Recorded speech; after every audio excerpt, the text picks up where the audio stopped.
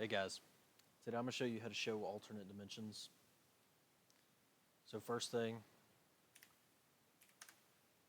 is we have just a regular dimension with no alternate units. It's just showing inches. And we also want to show millimeters. So I'm going to go to dim style, modify on the right side. On the alternate units tab at the top, in the top left corner of that tab, we have display alternate units. Check that box. That'll turn your alternate units on. Now you can decide whether you want it below the primary value or after the primary value. That's just where the alternate unit's going to be positioned.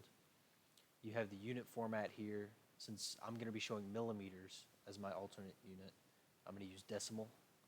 And then the precision is just your preference, whatever you need to show. I'm using no decimal places. And the important thing is this multiplier here, because this is converting my primary units to my alternate units.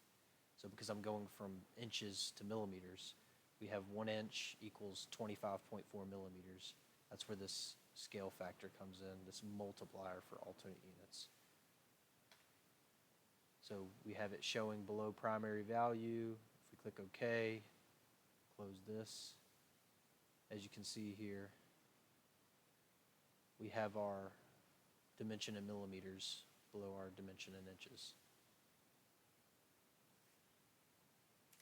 And then if we wanted to change dim style, if we wanted to change the alternate units to be after the value,